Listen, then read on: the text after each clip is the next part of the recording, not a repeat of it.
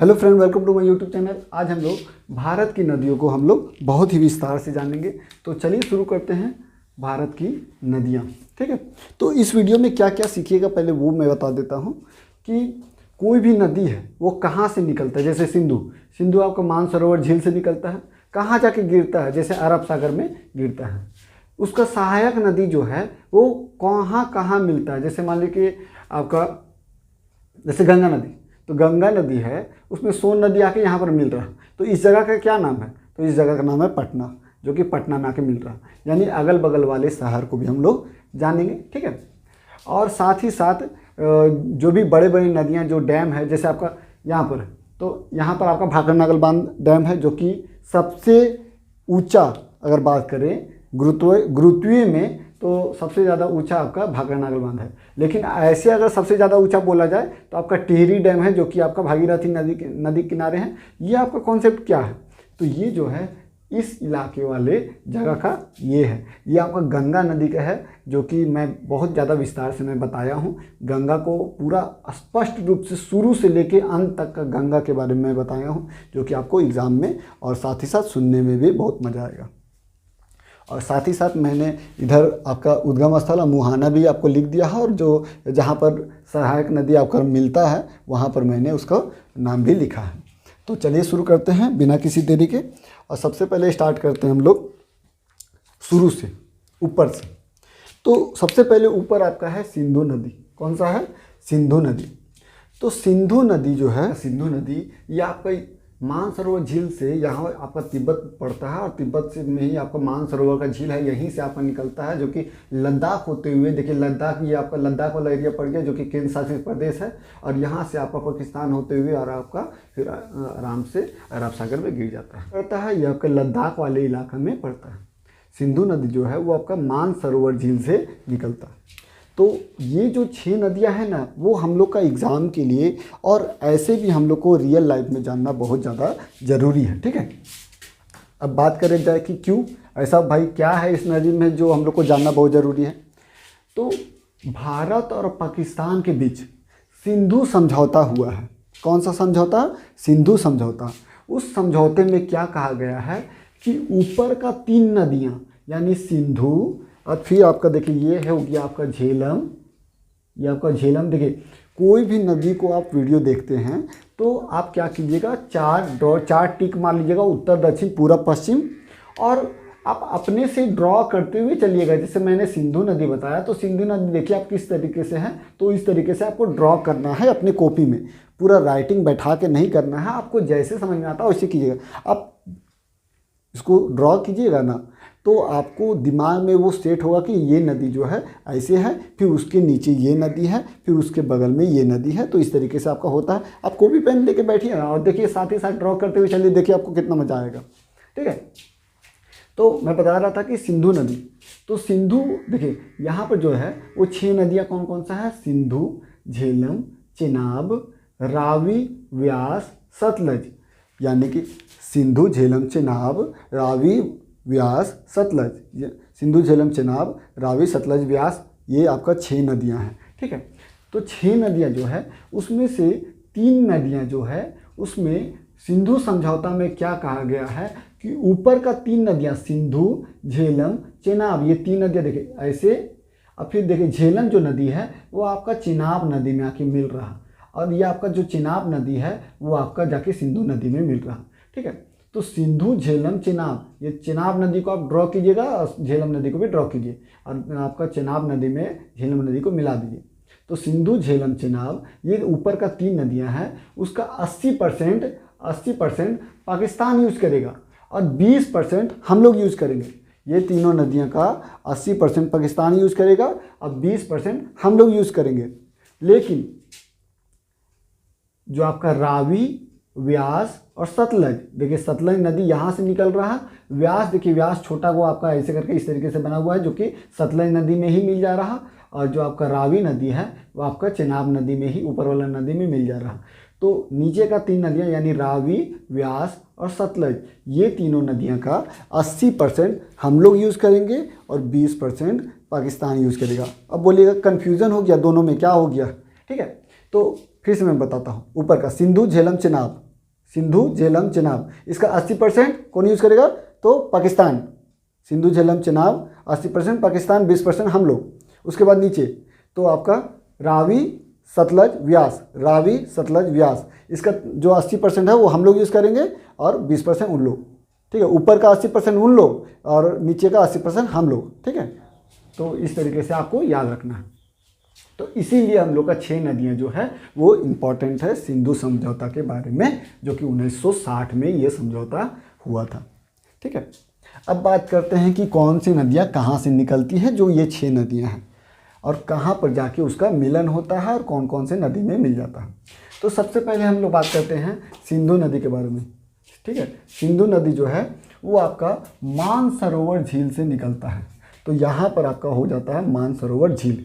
यहाँ पर क्या होता है? मानसरोवर झील। अब मानसरोवर झील से आप ड्रॉ कीजिएगा कि आपका एकदम यहाँ पर अरब सागर में आप गिरा दीजिए। ठीक है, ये आपका अरब सागर में गिर जाता है और कराची के निकट से ये आपका पार होते हुए आपका अरब सागर में गिर जाता है। अब उसके बाद बात करते हैं हम लोग झेलम नदी का। झेलम नदी देखिए, झेलम नदी जो कि शेषनाग झील से आपका देखिए जम्मू कश्मीर जो है वो आपका केंद्र शासित प्रदेश है और यहीं से आपका निकल रहा, जो कि आपका देखिए ये आपका बॉर्डर सटते हुए झिला झिला के, यानी इसीलिए झेलम नदी नाम है कि झिला झिला के देखिए आपका फिर यहाँ से आपका जो है चेनाब नदी में, यानी कि चेनाब नदी जो है इसमें आके मिल जा रहा। तो ये जिस झेलम नदी है वो जम्मू कश्मीर से होते हुए पार हो रहा है। देखिए आपका बॉर्डर से सटते हुए एकदम आपका चेनाब नदी में, ये आपका जो है ना ये आपका चेनाब नदी है। देखिए ये आपका चेनाब नदी है, तो ड्रॉ कर दीजिएगा चेनाब नदी का। तो चेनाब नदी जो है झेलम नदी चेनाब नदी में आके मिल जा रहा है यहाँ पर, है ना। तो झेलम नदी जो है उसका उद्गम स्थल कहाँ है? तो शेषनाग झील जो यहाँ पर है, इसका इस जगह का जो झील है उसका नाम है शेषनाग झील। उसके बाद जो है नीचे तो चेनाब नदी। चेनाब नदी देखिएगा कि हिमाचल प्रदेश से निकलता है। जो चेनाब नदी है वो आपका हिमाचल प्रदेश से आपका ये जो बारालाचा दर्रा है यहाँ से निकल के ऐसे ऐसे आपका देखिए हिमाचल प्रदेश से फिर आपका जम्मू कश्मीर में घुसा और जम्मू कश्मीर में घुसते हुए फिर आपका यहाँ से निकला और फिर ये आपका आगे बढ़ा जो कि सिंधु नदी में मिल गया और यहीं पर आपका जो है झेलम नदी सटता है। तो चेनाब नदी जो है कहाँ से निकलता है? तो ये आपका बारालाचा दर्रा से निकलता है। कौन से दर्रा से निकलता है? तो बारालाचा दर्रा से निकलता है। ये चीज़ आप याद रखिएगा और कॉपी में लिख लीजिएगा। तो सिंधु मानसरोवर झील से निकला, आपका झेलम शेषनाग झील से निकला, चेनाब बारालाचा दर्रा से निकला।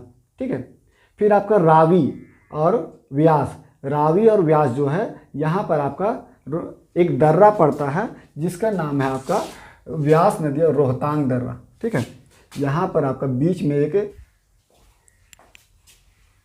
ये जो आपका है रावी नदी। रावी नदी जो है वो आपका रोहतांग दर्रा के समीप से, यानी कि देखिए हिमाचल प्रदेश ये एरिया पड़ गया और यहीं पर आपका रोहतांग दर्रा है और उसी के बगल से आपका जो है वो रावी नदी निकलता है, जो कि देखिए यहाँ से हिमाचल प्रदेश से घुसा और फिर आपका थोड़ा सा एकदम मतलब कि आपका जम्मू कश्मीर से थोड़ा सा सटते हुए ये आपका और पंजाब से सटते हुए बॉर्डर सटते हुए और आपका रावी नदी जो है ये आपका चेनाब नदी बीच वाला जो था चेनाब नदी था उसी में जाके मिल जा रहा है। दर्रा पड़ता है रोहतांग दर्रा, यानी कि रावी और व्यास ये दोनों नदियां जो है वो रोहतांग दर्रा के निकट यानी कि समीप से होके निकलती है। ठीक है, तो रावी और व्यास जो है वो रोहतांग दर्रा से आके मिलता है।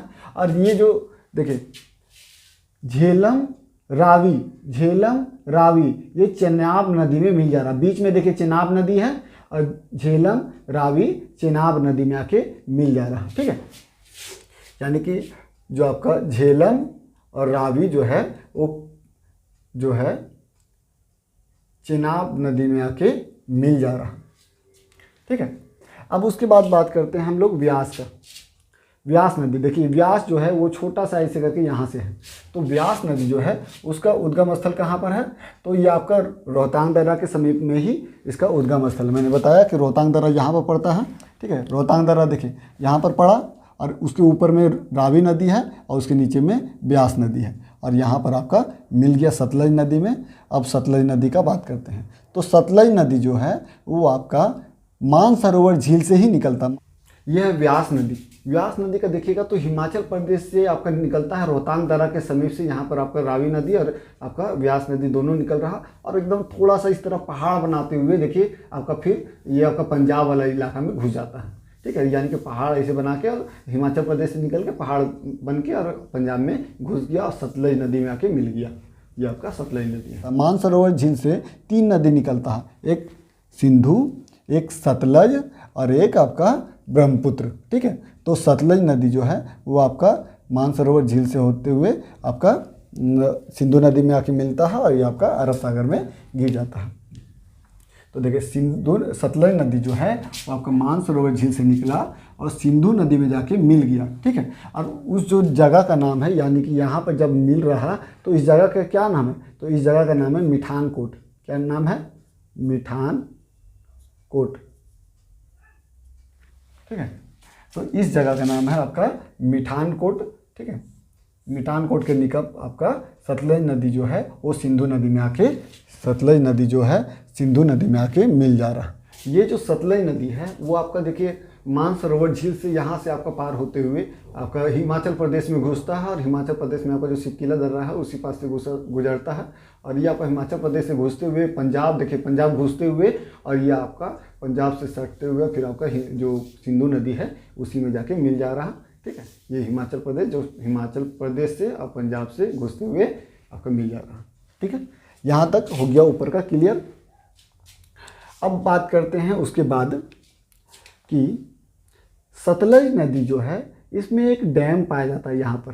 ठीक है, यहाँ पर एक डैम है जिसका नाम है भाखड़ा नागल डैम। भाखड़ा नागल डैम जो है जो कि सबसे ऊंचा गुरुत्वीय डैम है। सबसे ऊंचा गुरुत्वीय डैम कौन सा है भारत में अगर बात किया जाए तो भाखड़ा नागल डैम है और इसी से सबसे लंबी नहर, भारत का सबसे लंबी नहर जो कि इंदिरा गांधी नहर है जो कि यहीं से निकलता है, जो कि पंजाब वाले इलाकों को पानी की पूर्ति करता है और बहुत ज़्यादा खेती में सहायक करता है। ठीक है, तो ये आपका इंदिरा गांधी जो नहर है ये आपका है। अब उसके बाद बात करते हैं हम लोग गंगा की, जो कि गंगा जो है वो हमारे जीवन में बहुत ज़्यादा किरदार निभाते हैं और हम लोग जो उत्तर भारत वाले जितने भी इलाके वाले लोग हैं उसके लिए गंगा बहुत ज़्यादा महत्वपूर्ण है।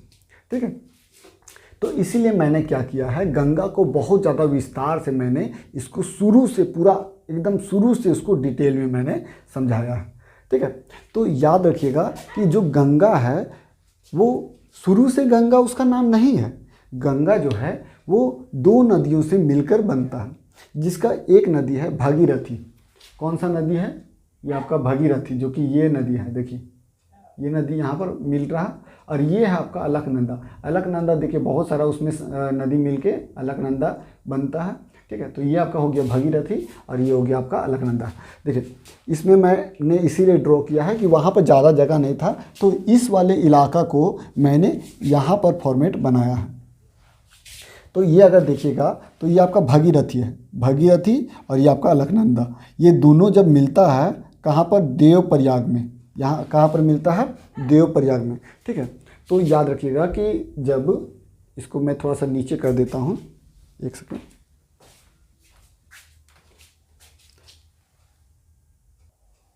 तो देखिए यहाँ जो है ये आपका है गंगा। ठीक है, यहाँ है गंगा, ये जो नदी है ये आपका हो गया गंगा। ठीक है, तो यहाँ के बाद से हम लोग गंगा बोलते हैं, लेकिन यहाँ पर देखिए कि 2 नदी मिलकर आपका गंगा बन रहा। कौन कौन सा नदी है? तो भागीरथी और आपका ये है अलकनंदा। ठीक है, ये आपका अलकनंदा, यानी कि देखिए भागीरथी और अलकनंदा मिलता है देवप्रयाग में। इस जगह का नाम है आपका देवप्रयाग। तो भागीरथी और अलकनंदा जब देवप्रयाग में मिलता है तो गंगा कहलाता है। ठीक है, अब जो ये अलकनंदा नदी है वो इसके बहुत सारे सहायक नदी हैं। ठीक है, तो अलकनंदा को अगर हम शुरू से देखा जाए तो शुरू से ही इसका अलकनंदा नाम नहीं है। देखिए शुरू से अगर देखा जाए तो बद्रीनाथ जो मंदिर है वहीं पर सतोपथ हिमानी नाम का एक पर्वत है और वहीं से आपका एक नदी निकलता है जिसका नाम है विष्णु गंगा। क्या नाम है? विष्णु गंगा। और यहाँ पर है आपका धौलागिरी। जब विष्णु गंगा और धौलागिरी, जब विष्णु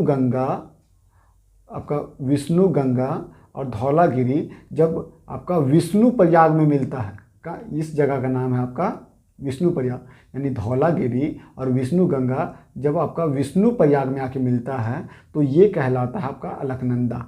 यानी यहाँ से स्टार्ट हो जा रहा है आपका अलकनंदा का। इधर आपका अलकनंदा नहीं था, ये तो धौलागिरी और विष्णु गंगा था, लेकिन यहाँ के बाद से आपका गंगा कहला रहा, मतलब कि अलकनंदा कहला रहा।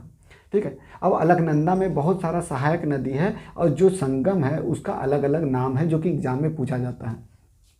तो हम लोग ने एक संगम को जान लिया कि आपका विष्णु प्रयाग जो कि धौलागिरी और विष्णु गंगा से मिल रहा। उसके बाद है देखिए ये आपका नंदाकिनी।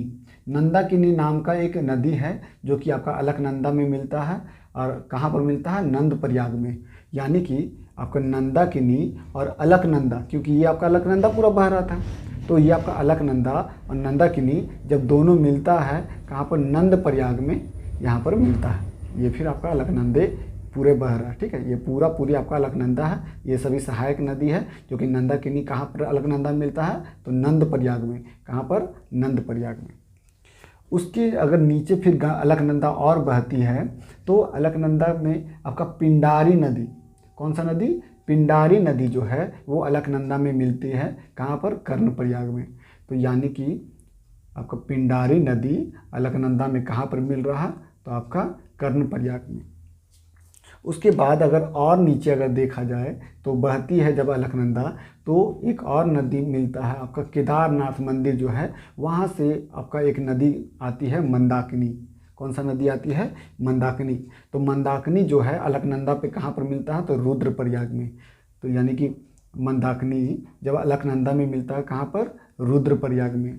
और उसके बाद अलकनंदा यहाँ के बाद यहाँ पर आता है और यहाँ पर आपका भागीरथी और अलकनंदा दोनों मिलता है देवप्रयाग में। यानी भागीरथी और अलकनंदा मिलता है देवप्रयाग में और तब बनता है आपका गंगा। तो देखिए नाम चेंज जो है वो गंगा और अलकनंदा, मतलब ऊपर वाला जो है उसी में नाम चेंज हो रहा है और नीचे वाला में नाम चेंज हो रहा है। बाकी ये सभी जो है सहायक नदी है, लेकिन जो मतलब संगम है उस संगम का नाम एग्जाम में बार बार पूछे जाते हैं। ठीक है। अब उसके बाद अगर भागीरथी को अगर थोड़ा सा पीछे देखा जाए तो भागीरथी नाम जो है नदी, उसी में है आपका टिहरी बांध। कौन सा है, टिहरी बांध, जो कि भारत का सबसे ऊंचा बांध है। भारत का सबसे ऊंचा अगर बांध बोला जाए तो टिहरी बांध है, जो कि भागीरथी नदी पर है। और भागीरथी जो है उसमें आपका मिल जाता है भिलांगना नदी। भागीरथी जो है भिलांगना नदी पर मिलता है और वहीं पर आपका टिहरी बांध बना हुआ है। तो ये आपका गंगा का कुछ कॉन्सेप्ट है जो कि आपको पसंद आया होगा। अब यहाँ से स्टार्ट होता है हम लोग का गंगा, और फिर हम लोग अब बड़े मैप में हम लोग जानेंगे कि गंगा का आगे चल के फिर उसमें कौन कौन से सहायक नदी मिलते हैं और क्या क्या मतलब उसके साथ प्रमुख बातें होती हैं। इसके बाद हम लोग आगे देखें नदियों को, तो गंगा नदी जो है वो यहाँ से स्टार्ट होता है, जो मैंने यहाँ पर आपका बताया था। ठीक है। तो यहाँ से स्टार्ट होता है गंगा नदी, जो कि आपका यहाँ से बहते हुए इस क्रम में देखिए मोटा से मैंने ड्रॉ किया है, जो कि आपका बंगाल के खाड़ी में गिर जाता है। देखिए ये जो आपका गंगा नदी है, गंगा नदी जो कि आपका उत्तराखंड आपका जो है देवप्रयाग से निकल रहा, और ये आपका उत्तराखंड से निकलते हुए आपका उत्तर प्रदेश है, यूपी होते हुए आपका देखिए बिहार होते हुए थोड़ा सा एकदम सटता है आपका झारखंड के बीच में, और फिर आपका जो है बंगाल की खाड़ी में गिर जा रहा है। ठीक। तो अगर देखा जाए तो गंगा में जब आपका ये यूपी और बिहार वाला जो इलाका है वहाँ पर सबसे ज़्यादा मतलब कि वहीं पर गंगा बहती है, जो कि आपका उत्तराखंड यहाँ हो गया, फिर आपका यूपी ये वाला इलाका हो गया, और यहाँ बिहार वाला इलाका हो गया। तो यहीं पर आपका गंगा नदी जो कि बहुत ही बढ़िया तरीके से बहता है। और अब देखिएगा कि बहुत सारे जो गंगा नदी में सहायक नदियाँ हैं। सहायक नदियाँ क्या कहलाती हैं कि जब कोई भी बड़ा नदी अगर उसमें छोटे छोटे नदियाँ आके मिल जाती है तो वो आपका सहायक नदी कहलाती है। यानी वो जो नदी है वो बड़े नदी को सहायता कर रही है। ठीक है। तो गंगा नदी जो है उसमें देखिए बहुत सारे सहायक नदी जो कि ऊपर से आके गिर रहा। देखिए तो इसमें से पहला आपका हो गया रामगंगा, फिर शारदा, घाघरा, गंडक, कोसी, ये सभी आपके सहायक नदी। तो चलिए हम लोग एक एक करके जानते हैं। तो उससे पहले हम लोग जानते हैं कि गंगा जो है यहाँ से लेके यहाँ तक बहता है, तो यानी उस भारत में आपका तो गंगा का जो लंबाई है वो टोटल आपका 2525 किलोमीटर है। कितना किलोमीटर है? 2525 किलोमीटर गंगा का लंबाई है। अगर बात करें सिंधु नदी की, तो सिंधु नदी का जो टोटल लंबाई है वो 2880 किलोमीटर है। कितना है? 2880 किलोमीटर है। तो आप बोलिएगा कि भाई सिंधु नदी जो है वो तो गंगा से लंबा है, तो भारत की सबसे लंबी नदी सिंधु क्यों नहीं है? तो वो इसलिए नहीं है कि भारत में उसका जो लंबाई है वो काफ़ी कम है। ठीक है, वो इसका टोटल तिब्बत से ये निकल रहा है और आपका पाकिस्तान होते हुए अरब सागर में गिर रहा है, तो ऐसे तो पूरा लंबाई। लेकिन भारत में अगर देखा जाए तो इसका लंबाई ज़्यादा नहीं है। लेकिन गंगा को देखा जाए तो गंगा जो है उसकी 2525 किलोमीटर पूरा लंबा एकदम आपका भारत में बहती है। इसीलिए भारत को, मतलब कि जो भारत में सबसे लंबी नदी गंगा कहलाती है, जो कि 2525 किलोमीटर है। और ये आपका यूपी बिहार वाले इलाका है उसमें बहुत ज़्यादा बहती है। और इसमें सहायक नदी आपके, तो सहायक नदी को शुरू करते हैं। तो मैंने बता दिया कि आपका अलकनंदा और भगीरथी, जब अलकनंदा और भगीरथी मिलता है तो गंगा कहलाता है। और गंगा जब बहती है तो यहाँ पर ये देखिए, ये वाला इलाका जो है यहाँ पर एक नदी मिल रहा है।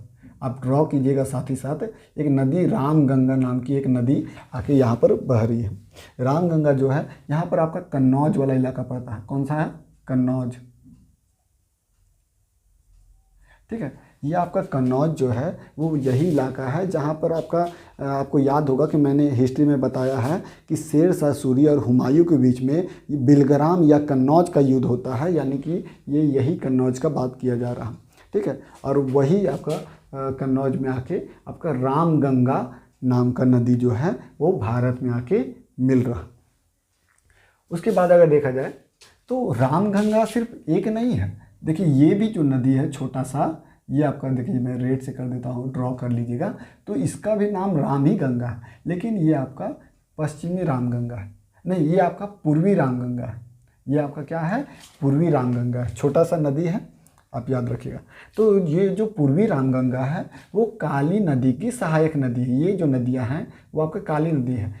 काली नदी को देखिएगा तो ये आपका देखिए, ये आपका नेपाल है और ये आपका उत्तराखंड है, यानी कि भारत और नेपाल के बीच में जो बॉर्डर बना रहा है, देखिए यहाँ पर एकदम बॉर्डर सटते सटते पार हो रहा काली नदी, जो कि आपका उत्तर प्रदेश में आपका शारदा नदी, इसको मतलब भारत में इसको शारदा बोलते हैं, और ये आपका घाघरा नदी में आके मिल जा रहा, घाघरा नदी में। तो घाघरा नदी जो है वो आपका देखिए ये है घाघरा नदी, जो कि आपका नेपाल से निकल के और आपका उत्तर प्रदेश होते हुए ये आपका बिहार में आपका घाघरा नदी आके मिल जाता है। क्योंकि ये जो इलाका है ये आपका नेपाल वाला इलाका है, यहाँ से लेके एक बिता अगर देखा जाए यहाँ पर, तो ये जो इलाका है वो नेपाल वाला इलाका है। ये जो है यहाँ पर भूटान वाला इलाका है। तो भारत, ये आपका देखिए ये आपका भारत हो गया और ये हो गया नेपाल। तो भारत और नेपाल के बीच में एक काली नदी है। कौन सी नदी है? काली नदी है, जो कि बॉर्डर बनाता है। ठीक है, और इसी का सहायक नदी था आपका पूर्वी रामगंगा। कौन सा था? पूर्वी रामगंगा। और जब ये काली नदी जो है वो भारत में आती है तो इसको नाम दिया गया है शारदा। यानी कि काली नदी जब भारत में प्रवेश करती है तो इसी को हम लोग शारदा बोलते हैं। शारदा पहले से नहीं था शारदा। जब काली नदी जब भारत में प्रवेश किया तब उसको हम लोग शारदा नदी के नाम से जानते हैं। अब शारदा नदी जो है जब बहने लगी तो वो शारदा नदी यहीं तक था। ठीक है, शारदा नदी जो है वो यहीं तक है। ये आपका जो है ये आपका घाघरा नदी है। घाघरा नदी कौन सा नदी है? घाघरा नदी। तो शारदा नदी जो है वो किसकी सहायक नदी है? तो घाघरा नदी के सहायक नदी है। ठीक है, ये घाघरा नदी में, और घाघरा नदी जो है वो आपका मिल जाता है कहाँ पर? तो सोन नदी, घाघरा नदी और गंगा नदी, ये तीनों में आके मिलते हैं। तो मैंने बताया कि काली नदी को ही भारत में शारदा बोलते हैं। शारदा नदी यहाँ पर आपका आके मिल जा रहा। और ये जो घाघरा नदी है, घाघरा नदी को अगर आप नेपाल में देखा जाए तो इसका नाम है कावन। इसका जो घाघरा नदी को नेपाल में किस नाम से जाना जाता है? तो कर्णाली के नाम से जाना जाता है। और कर्णाली जब भारत में प्रवेश करती है तो इसी को हम लोग घाघरा बोलते हैं। ठीक है, कर्णाली जब आपका भारत में प्रवेश करती है तो इसी को हम लोग क्या बोलते हैं, घाघरा बोलते हैं। और घाघरा नदी में ही आपका शारदा नदी आके मिल जा रहा है। और घाघरा नदी जो है वो काफ़ी मतलब बहता है। तो इसमें और एक नदी सहायक नदी है जो कि राप्ती। अगर ये नदी देखा जाए तो ये आपका है राप्ती नदी। राप्ती नदी जब घाघरा में मिल गया और फिर उसके बाद जब घाघरा बहा तो यहाँ पर आपका गंगा में आके मिल गया। ठीक है, अब उसके बाद अगर उसके बाद देखा जाए तो हम लोग गंडक नदी, तो गंडक नदी जो है वो भी दो नदियों के संगम से मिलकर बना हुआ है, यानी कि काली गंडक और आपका त्रिशूल गंगा। काली गंडक और त्रिशूल गंगा, जब काली गंडक और त्रिशूल गंगा बहती है तो ये आपका यहाँ पर जब मिलती है तो इसके बाद हम लोग इसको गंडक नदी बोलते हैं। ये जो गंडक नदी है, देखिए गंडक नदी जो है काली गंडक और आपका त्रिशूल गंगा से मिलकर बन रहा है। और यहाँ पर आपका थोड़ा सा यूपी वाला इलाका और फिर आपका बिहार में आते हुए आपका यहाँ पर जो छपरा जिला पटना वाला अगल बगल में है, यानी पटना के बगल में आपका मिल जाता है गंगा नदी में। तो ये गंडक नदी जो है वो क्यों इम्पोर्टेंट है भाई, क्या है इसमें? तो बहुत ज़्यादा, मतलब अगर देखा जाए ना तो ये इतना ज़्यादा इम्पोर्टेंट है ये नदी। क्यों? क्योंकि ये जो गंडक नदी है ये जो नेपाल से निकलता है, इसके जो किनारे, इस नदी के किनारे जो नेपाल वाले जो इलाके हैं वहाँ के जो किनारे किनारे जो पत्थर पाए जाते हैं वहाँ पर वो आपका शिलाग्राम होता है। अब भाई ये शिलाग्राम क्या है? आप अपने घर में जो तुलसी जो रहता है, तुलसी का जो पिंड होता है, तुलसी के पिंड में जो तुलसी जो पौधा होता है उसमें आप देखे होंगे कि एक पत्थर रखा हुआ रहता है।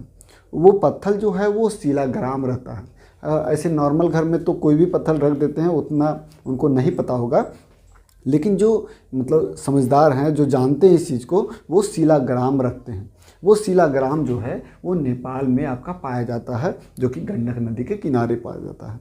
और यही जो शिलाग्राम है उसी से आपका जो अयोध्या में अभी आपका 2 सप्ताह पहले वही शिलाग्राम आपका ले जाया गया अयोध्या में राम मंदिर का, यानी कि राम मंदिर जो राम जी और सीता जी का जो मूर्ति है वो वही शिलाग्राम से बनेगा, जो गंडक के किनारे में आपका नदी में किनारे जो पत्थर मिला है। जो वहाँ के किनारे जो शिलाग्राम जो है पत्थर, वो एक एक पत्थर आपका नारायण का यानी कि विष्णु भगवान का रूप है। और वही जो विष्णु भगवान का रूप का जो पत्थर है जिसको शिलाग्राम बोलते हैं, वही आपका तुलसी के पेड़ के वहाँ पर रखा जाता है। और वही विशाल पत्थर को, बहुत सा बड़ा पत्थर, उसी को ले जाया गया आपका अयोध्या में, और वहीं पर आपका राम जी और सीता जी का मूर्ति बनेगा। ठीक है, ये भी आपका गंगा नदी में आके मिल जा रहा, ये भी नदी आपका गंगा नदी में आके मिल जा रहा। उसके बाद हम लोग बात करते हैं कोसी नदी।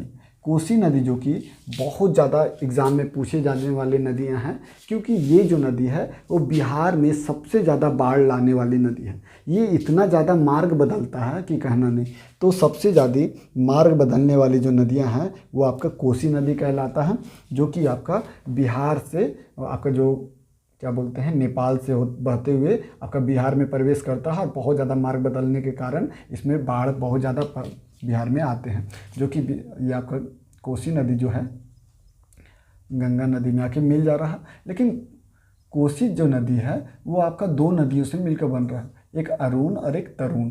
अरुण ये वाला हो गया और तरुण ये वाला हो गया। तो अरुण और तरुण से 2 नदियाँ मिलकर बन रही है जिसका नाम है कोसी। और कोसी नदी फिर आपका गंगे में आके मिल जा रहा है। ठीक है, नेपाल से निकल रहा, और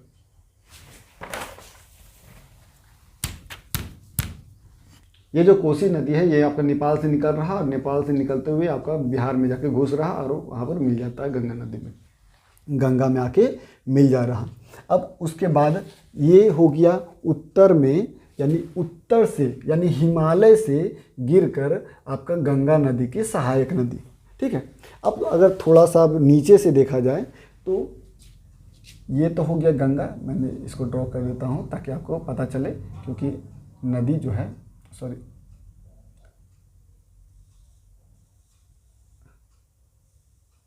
ठीक है, ये हो गया गंगा। और ये सभी सहायक नदियाँ गंगा के बारे में हम लोगों ने ऊपर में देखा, और इसको भी हम लोगों ने देखा जो कि राम गंगा था। अब उसके बाद नीचे से देखा जाए तो ये आपका हो गया यमुना नदी। कौन सा नदी हो गया? ये आपका यमुना नदी हो गया।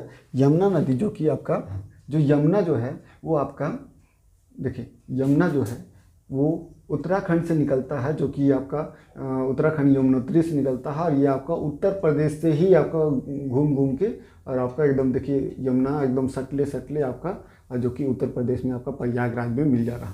तो उत्तराखंड से निकल रहा और आपका उत्तर प्रदेश में आके मिल जा रहा। भारत में सबसे ज़्यादा लंबी, भारत की सबसे ज़्यादा लंबी सहायक नदी जो है वो आपका कौन सी नदी है? यमुना नदी। ठीक है, देख रहे हैं कि ये आपका यमुनोत्री से निकलता है, यहाँ पर जगह का नाम आपका यमुनोत्री, और वहाँ से इस तरीके से बहते हुए बाप रे बाप इतना लंबा जा रहा कि कहना नहीं।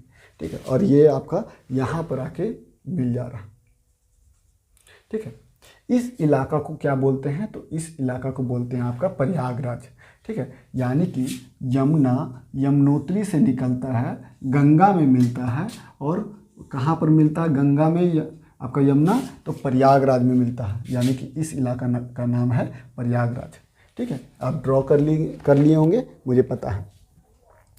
अब जो यमुना नदी है उसमें भी बहुत सारी नदियाँ आके मिली हैं, जिसको सहायक नदी बोलते हैं, जो कि एग्ज़ाम में बहुत ज़्यादा पूछे जाते हैं। ठीक है, तो सबसे पहला आपका है, अगर देखा जाए सबसे हैवी वाला, तो ये आपका चंबल नदी है।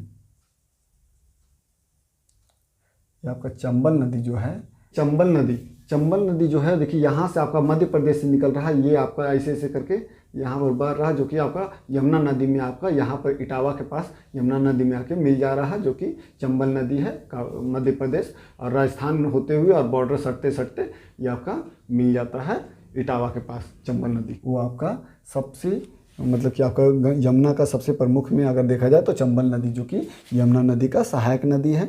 अब ये जो चंबल है इसमें भी बहुत सारा नदियाँ मिल रहा है, जैसे कि आपका हो गया ये पार्वती।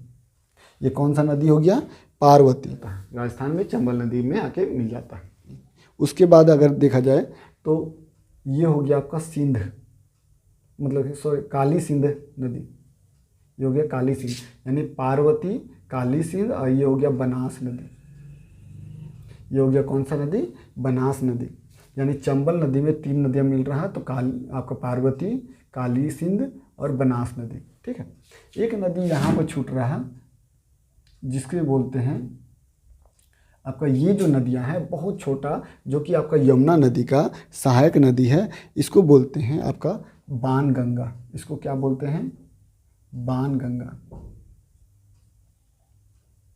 ठीक है, तो ये आपका यमुना नदी की बहुत ज़्यादा छोटा मतलब सहायक नदी है। और उसके बगल में आप देखिएगा तो चंबल नदी, जो कि आपका काफ़ी ज़्यादा लंबा इसका सहायक नदी है। और ये जो चंबल नदी है उसका सहायक नदी कौन सा था? तो आपका पार्वती, काली सिंध और बनास, ये तीनों आपका चंबल में आके मिल रहा, और चंबल जो है आपका यमुना नदी में आके मिल रहा। अब यमुना का बाद आपका जो चंबल के बाद एक और नदी है, जो कि आपका बेतवा। ये जो नदियाँ हैं इसका नाम है क्या? बेतवा। ठीक है, उसके बाद है ये आपका केन। ये कौन सा नदी है? केन नदी। तो ये चीज़ आप याद रखिएगा कि कौन कौन से सहायक नदी हैं, वो आप कॉपी में लिख लीजिएगा कि यमुना नदी का जो सहायक नदी है वो आपका देखिए केन है, बेतवा है, आपका फिर चंबल है, और आपका बाणगंगा है। अब चंबल नदी का सहायक नदी कौन सा है? तो पार्वती, काली सिंध और बनास। तो यहाँ तक हो गया हम लोग का क्लियर। उसके बाद एकमात्र अगर देखा जाए कि दक्षिण से होते हुए उत्तर में गंगा नदी में आके मिल रहा, तो दक्षिण से होते हुए उत्तर में आके ये नदी मिल रहा। ठीक है, तो ये कौन सा नदी है? तो ये आपका है सोन नदी। सोन नदी जो कि अमरकंटक से निकलता है, ये आपको मध्य प्रदेश वाले इलाका से, और आपका देखिए ये जो उत्तर प्रदेश का बॉर्डर मतलब कि ये आपका जो क्रॉस करते हुए और आपका बिहार में जो है वो आपका पटना पास आके मिल जाता है। अमरकंटक जो सोन नदी है वो आपका मिल जाता है। ये सोन नदी जो कि बहुत ज़्यादा इम्पोर्टेंट अदा पैदा करती है, जो कि ये सोन नदी अभी भी अगर देखा जाए तो इस नदी में भी अभी भी सोना मतलब पाया जाता है। ये सोन नदी इसीलिए फेमस था क्योंकि इसमें सोने बहते थे।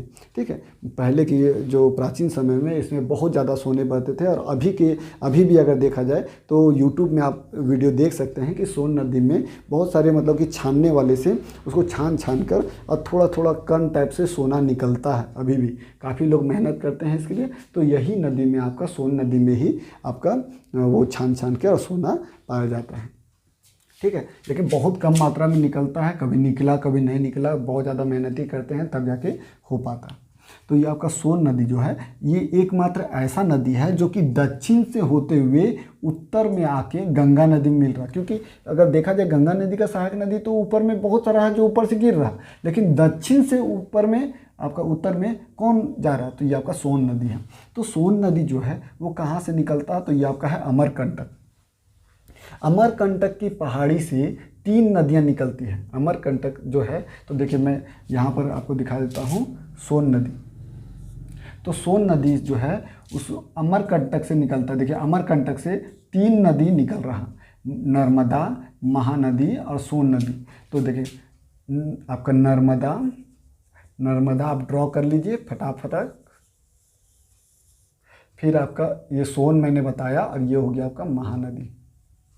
महानदी के आपका यहाँ पर आपका एक हीराकुंड बांध है। हीराकुंड बांध जो कि भारत का सबसे लंबा बांध है। भारत का सबसे लंबा बांध कौन सा है, हीराकुंड बांध, जो कि आपका उड़ीसा में पड़ता है। ठीक है, तो ये 3 नदियाँ तीनों इलाका में आपका अमरकंटक की पहाड़ी से निकलता है।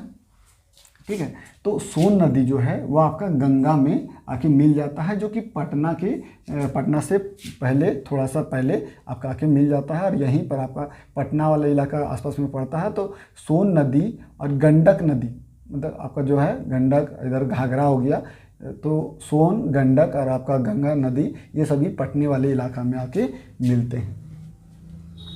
ठीक है, तो अब देखिए सोन नदी को हम लोगों ने देख लिया। तो सोन नदी में ही एक आपका रिहंद नदी है और इसी में आपका गोविंद सागर वल्लभ पंत सागर जो झील है वो, जो कि भारत का सबसे बड़ा कृत्रिम झील की बात करें, भारत का सबसे बड़ा कृत्रिम झील जो कि गोविंद वल्लभ पंत सागर झील है, जो कि आपका रिहंद नदी पर ही स्थित है, जो कि सोन नदी से ही निकलता है। ठीक है, तो यहाँ तक हो गया सोन नदी। अब ये जो नर्मदा की बात कर रहे थे, तो नर्मदा जो है वो आपका एक देखिए नर्मदा और ये आपका एक ताप्ती, ये इससे एग्जाम में बहुत ज़्यादा पूछे जाते हैं क्वेश्चंस। नर्मदा जो है वो आपका कहाँ से निकल रहा, तो अमरकंटक की पहाड़ी से निकल रहा। आपका जो मध्य प्रदेश वाला इलाका है यहीं से आपका जो है वो मध्य प्रदेश से ही आपका नर्मदा नदी निकलता है, जो कि मध्य प्रदेश से पूरा गुजरते हुए और यहाँ पर आपका जो है गुजरात वाला एरिया में घुसते हुए और आपका अरब सागर में गिर जाता है। और जो आपका ताप्ती जो नदी है वो आपका सतपुड़ा की पहाड़ी के बगल से निकलता है। ठीक है, ताप्ती नदी जो कि देखिए मध्य प्रदेश से आपका सतपुड़ा रेंज तरफ से बगल से निकलता है। और ये आपका देखिए मध्य प्रदेश से सटते हुए आपका जो है महाराष्ट्र भी थोड़ा उसका बॉर्डर मतलब कि सटता है, मध्य प्रदेश, महाराष्ट्र, फिर आपका देखिए गुजरात, ये तीनों में घुसते हुए आपका अरब सागर में गिर जाता है सूरत के बगल से। तो नर्मदा और ताप्ती एक मतलब कि 2 नदियां ऐसी है भारत की सब बड़ी में से जो आपका अरब सागर में गिरती है। अगर देखा जाए जितने भी बड़े बड़े नदियां हैं तो वो सभी आपका बंगाल की खाड़ी में गिर रहा। इधर भी देखिए जितना भी आपको गोदावरी, कृष्णा, कावेरी, आपका पेन्नार, ये सभी आपका बंगाल की खाड़ी में गिरता है। लेकिन अगर बड़े बड़े नदियों की बात करें जो कि नर्मदा और ताप्ती, ठीक है, नर्मदा और ताप्ती जो कि अरब सागर में आके गिरती है, ये 2 मात्र बड़ी बड़ी नदियाँ कहलाती है। ठीक है, उसके बाद आगे हम लोग देखते हैं कि नर्मदा और ताप्ती तो हो गया। तो यहीं पर आपका बीच वाला इलाका में आपका पड़ता है सतपुड़ा रेंज। तो क्वेश्चन पूछा जाता है कि जो नर्मदा और ताप्ती के बीच में कौन सी पहाड़ियाँ पड़ती है, तो आपका सतपुड़ा रेंज पड़ता है। ठीक है, तो यही आपका सतपुड़ा इसलिए मैंने लिखा है।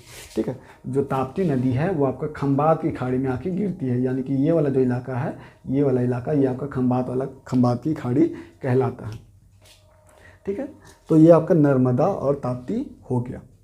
अब उसके बाद बात करते हैं तो गोदावरी नदी की। ठीक है, तो गोदावरी जो नदी है वो भारत में निकलती है आपका त्रियंबक की पहाड़ी से, जो कि नासिक में पड़ता है। देखिए नासिक जो है वो हम लोग के लिए क्यों इम्पोर्टेंट है, ये इसलिए इम्पोर्टेंट है क्योंकि जो अगर आपको देखा जाए कि अगर बात करें हम लोग कुंभ के मेले की, तो कुंभ का मेला जो है वो 4 शहरों में आपका लगता है जो कि भारत के हैं।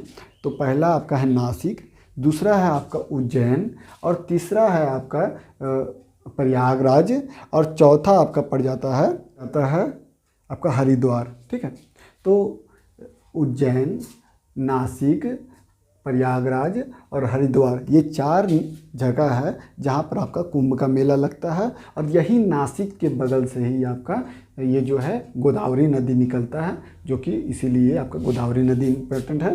तो ये जो पर्वत है ना, पहाड़ी, इसको बोलते हैं हम लोग त्रिवेंद्रम की पहाड़ी, त्रियंबक की पहाड़ी इसको बोलते हैं, जो कि नासिक के बगल से निकलता है। ये है आपका गोदावरी नदी। ठीक है, गोदावरी नदी जो है वो आपका महाराष्ट्र से निकलते हुए, देखिए ये जो गोदावरी नदी है महाराष्ट्र से निकलते हुए ये आपका तेलंगाना होते हुए और आपका ये जो आंध्र प्रदेश है यहीं पर आके आपका जाके गिर जाता है। ठीक है, तो देखिए महाराष्ट्र, तेलंगाना और फिर आपका जो है वो आंध्र प्रदेश। ठीक है, ये आपका बंगाल की खाड़ी में गिर जाता है।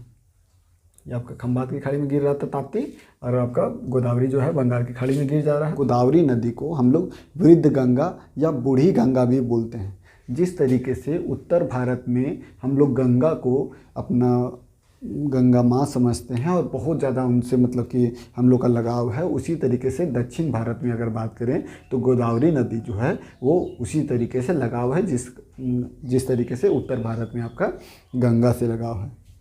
और यहाँ जहाँ पर गिर रहा तो उस जगह का नाम है आपका मसूलीपट्टनम, यानी कि ये जो है गोदावरी, यहाँ पर आपका मसूलीपट्टनम, ये आपका आंध्र प्रदेश वाला इलाका पड़ता है और यहीं पर आपका डेल्टा बनाता है। ठीक है, तो ये आपका जो गोदावरी नदी है उसको आप ड्रॉ कर लीजिएगा कि ये आपका गोदावरी नदी क्लियर।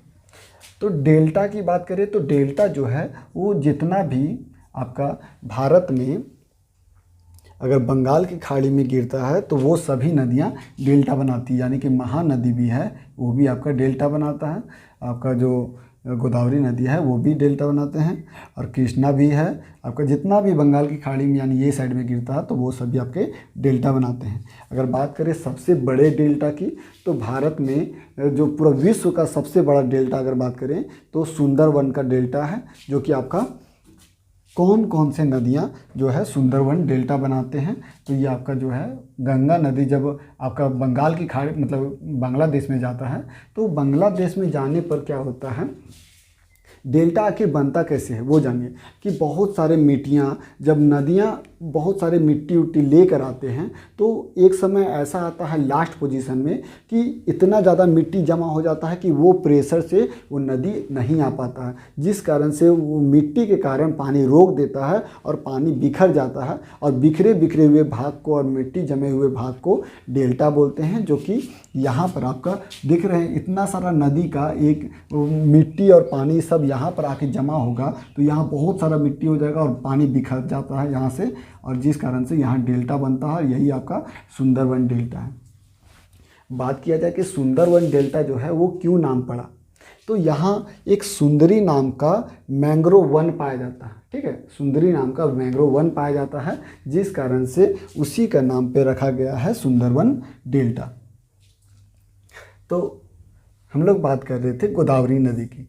तो गोदावरी नदी जो है वो आपका नासिक के बगल से आपका त्रिवेंद्रम जो आपका त्रियंबक की पहाड़ी है, त्रियंबक की पहाड़ी वहाँ से निकलता है, और आपका जो मसूलीपट्टनम में है आंध्र प्रदेश, वहाँ पर आके आपका बंगाल की खाड़ी में गिर जाता है।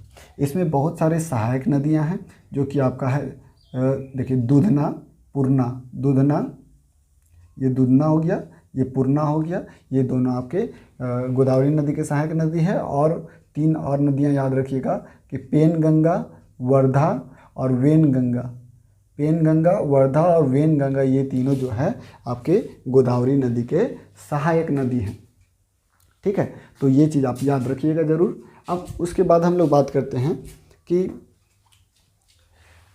ये जो नदी है इसको मैंने छोड़ दिया कि मैंने बताया था कि जो मानसरोवर झील है वहाँ से 3 नदी निकलता है, एक सिंधु नदी, एक सतलज नदी और ये एक आपका ब्रह्मपुत्र नदी। ठीक है, तो ब्रह्मपुत्र नदी के बारे में आप जानिए।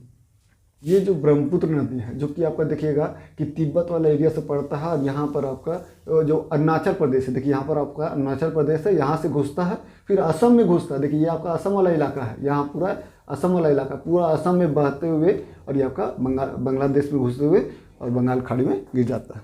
कि ब्रह्मपुत्र नदी जो है वो देखिए उसका ड्रॉ अगर आप पढ़ते हैं तो ये कुछ इस प्रकार से रहता है आपका। ठीक है, और ये देखिए आपका अरुणाचल प्रदेश में आके घुस रहा। ठीक है, अरुणाचल प्रदेश में आके इस तरीके से घुस रहा। तो ब्रह्मपुत्र नदी जो है वो हम लोग का भारत से तो निकलता नहीं है, ये आपका ये आपका तिब्बत वाला एरिया ये पड़ता है, तिब्बत वाला इलाका से पड़ता मतलब कि आपका निकलते हैं, जो कि तिब्बत में इस ब्रह्मपुत्र नदी को सांगपो के नाम से जाना जाता है। तिब्बत में ब्रह्मपुत्र नदी को कौन से नाम से जाना जाता है? तो सांगपो के नाम से जाना जाता है। इस चीज़ को याद रखिएगा। और जब ये भारत में जब अरुणाचल प्रदेश में प्रवेश करते हैं या अरुणाचल प्रदेश वाला इलाका हो गया तो इसको हम लोग ब्रह्मपुत्र नदी बोलते हैं। और ये जब ब्रह्मपुत्र नदी जब और आगे जब जाते हैं तो ये आपका देखिए आपका गंगा नदी और ब्रह्मपुत्र नदी ये दोनों आपका मिल जाता है। ठीक है, तो ये जो आपका गंगा और ब्रह्मपुत्र ये दोनों कहाँ पर मिलता है? तो आपका बंगाल की खाड़ी में मिलते हैं। ये दोनों जब बंगाल की खाड़ी में मिलते हैं, आपका गंगा और ब्रह्मपुत्र जब मिलता है तो ये आपका बनता है मेघना। ये कौन सा नदी बनता है? मेघना। तो देखा जाए यहाँ पर अगर मैंने बताया कि गंगा जो नदी है वो आपका गंगा तो बह ही रहा, तो जब बांग्लादेश में ये आपका इलाका बांग्लादेश का पड़ता है। ठीक है, यहाँ जितना भी कुछ हो रहा है बांग्लादेश का, तो बांग्लादेश में गंगा को पद्मा के नाम से जानते हैं। क्या नाम से? पद्मा के नाम से। और ब्रह्मपुत्र को बांग्लादेश में जमुना के नाम से जानते हैं। ठीक है, तो मैंने बताया कि ब्रह्मपुत्र है वो जब आपका तिब्बत में रहता है तो उसको सांगपो के नाम से जानते हैं, लेकिन जब अरुणाचल प्रदेश में प्रवेश करता है तो इसको हम लोग आपका ब्रह्मपुत्र के नाम से जानते हैं। और जब ये बांग्लादेश में जब पहुंचता है तो इसको हम लोग जमुना के नाम से जानते हैं। ठीक है, उन लोग जो है ब्रह्मपुत्र को बांग्लादेश वालों जमुना बोलते हैं और गंगा को पद्मा बोलते हैं। जब जमुना और पद्मा जब दोनों मिलता है तो ये आपका मेघना बनता है। ठीक है, और यहीं पर आपका एक भारत का बराक नदी जो है वो आके मिलता है। ठीक है, अब उसके बाद ब्रह्मपुत्र जो नदी है उसकी सहायक नदियों में से हम लोग जान लेते हैं। और ब्रह्मपुत्र नदी के बारे में हम लोग विशेषता जानते हैं। ब्रह्मपुत्र नदी जो है वो भारत का सबसे चौड़ी नदी है, भारत का सबसे चौड़ी नदी है। और ये इतना चौड़ा है कि यहाँ पर आपका जो असम वाला इलाका, यहाँ पर असम पड़ता है, यहाँ पर इतना ज़्यादा चौड़ा है कि आपका बीच में एक द्वीप बन गया है। ठीक है, इतना ज़्यादा वो चौड़ा है कि बीच में एक आपका द्वीप पाया जाता है, जो कि पूरा विश्व का सबसे बड़ा नदी द्वीप अगर बात करें तो यही आपका द्वीप है, जिसका नाम है माजुली द्वीप। ये आपका असम में पड़ता है और ये आपका ब्रह्मपुत्र नदी में ही आपका स्थित है, जो कि माजुली द्वीप विश्व का सबसे बड़ा द्वीप है, नदी द्वीप। ठीक है, अब ब्रह्मपुत्र नदी की सहायक नदी की बात करें तो देखिए ये आपका सुबनसिरी जो है ये आपका ब्रह्मपुत्र नदी का सबसे लंबी सहायक नदी है। सुबनसिरी जो है वो ब्रह्मपुत्र नदी का सबसे लंबी सहायक नदी है। उसके बाद कामेट, कौन सा नदी है? तो कामेट। उसके बाद है आपका टोंस और बुमतांग। टोंस और बुमतांग जब मिलता है तो ये आपका मानस नदी बनते हैं। ठीक है, टोंस और बुमतांग जब टोंस और बुमतांग नदी जब मिलता है तो ये आपका मानस नदी बनता है और मानस नदी भी आपका ब्रह्मपुत्र नदी में आके मिल जाता है। ठीक है, तो फिर उसके बाद नदी जब आगे जाती है तो ये आपका थिम्पू नदी जो कि आपका भूटान से निकलता है और ये आपका ब्रह्मपुत्र नदी में आके मिल जाता है। यह हो गया आपका थिम्पू नदी। उसके बाद है हम लोग का जो ये तीस्ता नदी। तीस्ता नदी जो है वो आपका देखिए जो सिक्किम है, सिक्किम से एक नदी निकलती है, ठीक है। सिक्किम की राजधानी जो गंगटोक है और वहाँ से एक नदी निकलती है जो कि तीस्ता नदी जो है वो आपका निकल के और ये आपका ब्रह्मपुत्र नदी में आके मिल जा रहा, ठीक है। उसके अगर ये साइड से देखा जाए तो लोहित नदी, इसको खूनी नदी के नाम से भी जाना जाता है, खूनी नदी, ठीक है। तो लोहित नदी जो है वो आपका इधर से होके ब्रह्मपुत्र नदी में आके मिल जा रहा। तो ये थी आपके गंगा, ब्रह्मपुत्र और गोदावरी नदी के आपका जो गोदावरी नदी के सहायक नदियाँ सब जो कि हम लोगों ने पढ़ लिया। अब हम लोग थोड़ा सा लोकल में पहुंचते हैं कि गंगा नदी से ही एक नदी आपका आता है जो कि आपका हुबली नदी। हुबली नदी अगर आप याद करने की कोशिश कीजिएगा तो कलकत्ता जो हावड़ा ब्रिज है उसके नीचे से जो नदी बहती है वो आपका हुबली नदी ही है, ठीक है। और जो आपका पुल है वो आपका हुबली नदी के ऊपर में ही हावड़ा ब्रिज बनाया गया। उसके बाद अगर देखा जाए तो यहाँ पर आपका एक दामोदर नदी, ये दामोदर नदी जो है वो हम लोग के घर के बगल में ही पड़ते हैं, जो लगभग 0.5 किलोमीटर होगा। तो दामोदर नदी जो है वो आपका हुबली नदी में भी आके, हुबली नदी में ही आके मिल जाता है, ठीक है। अब उसके बाद हम लोग और थोड़ा सा नीचे आते हैं, तो थोड़ा सा नीचे कर देता हूँ मैं।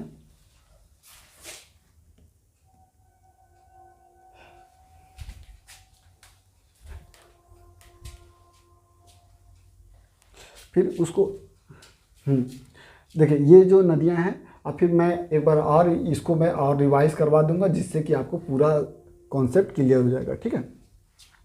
तो ये आपका गोदावरी नदी हो गया। उसके बाद हम लोग का कृष्णा नदी। देखिए कृष्णा नदी को आप ड्रॉ कीजिएगा इस तरीके से, ठीक है। कृष्णा नदी, कृष्णा नदी जो कि आपका देखिए महाराष्ट्र से जो महाबलेश्वर है यहाँ से निकल रहा, और फिर आपका जो कर्नाटक है, कर्नाटक में घुसते हुए थोड़ा तेलंगाना में भी आपका इसका हाथ रहता है, फिर आपका महाराष्ट्र कर्नाटक, फिर थोड़ा तेलंगाना और फिर आंध्र प्रदेश घुसते हुए आपका जो है बंगाल की खाड़ी में गिर जाता है।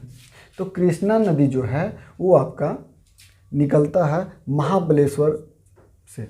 कहाँ से निकलता है? तो कृष्णा नदी जो है आपका महाबलेश्वर से निकल के और आपका बंगाल की खाड़ी में आके गिर जाता है। में आपका नागार्जुन सागर बांध है। कौन सा बांध है? नागार्जुन सागर बांध है, ठीक है। तो कृष्णा नदी में जो सहायक नदियां हैं उसको आप याद रखिएगा कि ये जो सहायक नदी है आपका भीमा और ये है आपका तुंगभद्रा। ये आपका है भीमा और तुंगभद्रा जो है वो कृष्णा नदी के सहायक नदी प्रमुख में से एक है। उसके जस्ट नीचे आइएगा तो ये पुन्नियार नाम का एक नदी है जो कि आपका बंगाल की खाड़ी में आके गिरता है। देखिए उसके जस्ट नीचे आइएगा तो आप कावेरी नदी जो कि देखिए यहाँ से आपका जो कर्नाटक है यहाँ से निकल रहा और ये आपका तमिलनाडु होते हुए आपका जाके पार हो रहा बंगाल की खाड़ी में, कर्नाटक से निकलते हुए तमिल। ये कावेरी नदी बहुत इंपॉर्टेंट है। ऐसा क्यों? क्योंकि ये बार बार एग्जाम में पूछा जाता है और वो इसलिए पूछा जाता है कि कावेरी नदी जो है वो आपका कर्नाटक से निकलकर आपका तमिलनाडु वाले इलाका में प्रवेश करके और बंगाल की खाड़ी में आपका गिर जाता है, ठीक है। तो जो कर्नाटक वाला इलाका है वो बोलते हैं कि ये मेरा नदी है और इसमें मैं डैम बनाऊंगा, तो कभी तमिलनाडु वाला बोलता है कि मैं डैम बनाऊंगा। और हमेशा इस पे विवाद ये जब से है, मतलब कि इन लोग जब राज्य बना है तब से इन लोग विवाद में अभी तक चल ही रहा नदी है। और इसी में आपका शिव समुद्रम जलप्रपात है। कौन सा समुद्रम? तो शिव समुद्रम जलप्रपात है, ठीक है। तो ये होगी आपका कावेरी नदी, विवाद वाले नदियाँ। उसके बाद है आपका देखिए पेन्नार नदी जो कि पेन्नार झील से निकलता है, और वेगई नदी है जो कि बंगाल की खाड़ी में आके गिर जाता है, ठीक है। मैंने अभी तक नहीं बताया ये आपका देखिए साबरमती नदी इसलिए फेमस है क्योंकि गांधी जी से बहुत ज़्यादा रिलेटेड है साबरमती नदी, ठीक है। और ये आपका सोम नदी, और यहीं से आपका माही नदी बन रहा। तो देखिए माही नदी इसलिए इम्पोर्टेंट है क्योंकि देखा जाए तो माही नदी, ताप्ती और नर्मदा, यही 3 को जो है, और एक आपका पेन्नार, ये चारों नदियां हैं सिर्फ अरब सागर में गिरती है, जो कि महत्वपूर्ण में है। और ये चारों नदी आपका एग्जाम में पूछा जाता है, खास करके माही, नर्मदा और ताप्ती भी पूछा जाता है। ठीक है, तो ये आपका साबरमती जो कि जैम समुद्रम झील से निकलता है। ये आपका जो आपका साबरमती है, ये देखिए यहाँ पर आपका जैम समुद्रम झील है, वहाँ से निकल के माही नदी में आके मिल जा रहा।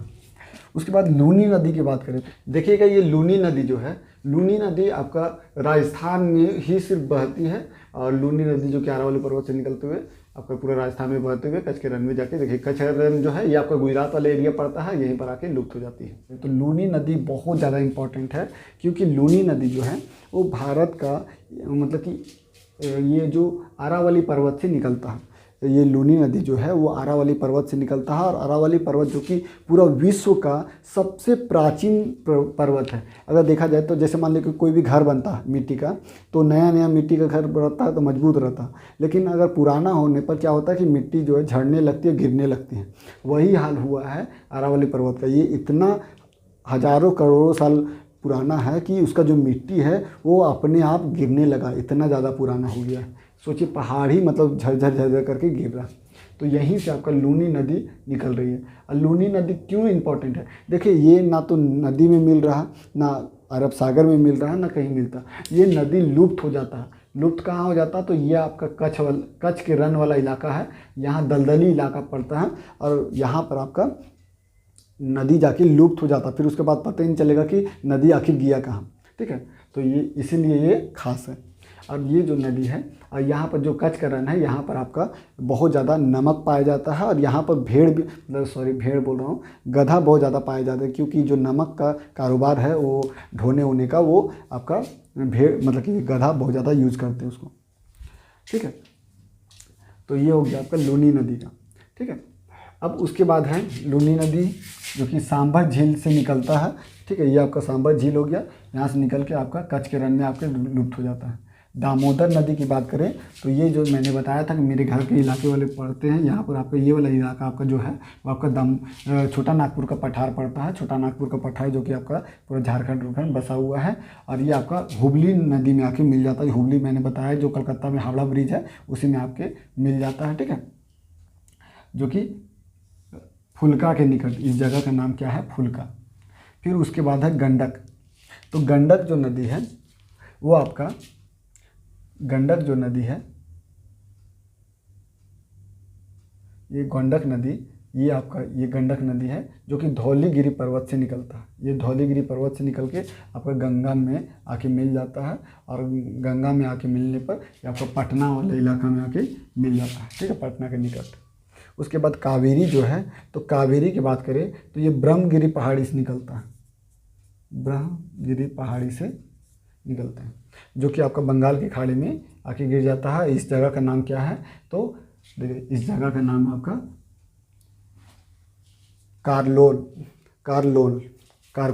कारकोल के निकट आके मिल जाता है। ठीक है, कारकोल के निकट। उसके बाद है घाघरा नदी। तो घाघरा नदी जो है वो आपका ये वाला नदी है आपका घाघरा नदी, जो कि आपका देखिए मापचाचुंगो हिमनद से निकलता है। कौन सा नदी से, मतलब कौन सा हिमनद से, तो मापचाचुंगो हिमनद से निकलता है। ये आपका गंगा नदी में आके मिल जा रहा है। देखिए ये आपका घाघरा नदी है, ये आपका गंगा नदी में आके मिल गया, जो कि छपरा के निकट आके मिलता है। कहाँ पर मिलता है, छपरा के निकट। और बारालाचा मैंने बताया था चेनाब नदी आके मिल रहा। अब उसके बाद 2-3 डैम आप याद रखिएगा। एक सतलज नदी पे मैंने बताया जो कि आपका भाखर नागल डैम है। एक है आपका टिहरी डैम जो कि आपका भारत का सबसे ज़्यादा ऊंचा अगर डैम की बात करें तो टिहरी डैम है। देखिए नर्मदा जो है ना वो इतने ज़्यादा पहाड़ियों से मतलब कि बहते हुए पार होता है, जिस कारण से जो नर्मदा जो है वो जब पहाड़ से नीचे गिरता है तो उसको हम लोग झरना बोलते हैं। लेकिन अगर इसके भाषा में अगर बोला जाए तो उसको जलप्रपात बोलते हैं, जो कि आपका नर्मदा जो नदी है इसी में धुआंधार जलप्रपात है। कौन सा जलप्रपात है, तो धुआंधार जलप्रपात है। और नर्मदा नदी में ही आपका सरदार सरोवर डैम है और उसी में सरदार वल्लभ भाई पटेल का स्टैचू ऑफ यूनिटी बना हुआ है, जो कि आपका गुजरात वाले इलाका सूरत उरत तरफ पड़ता है।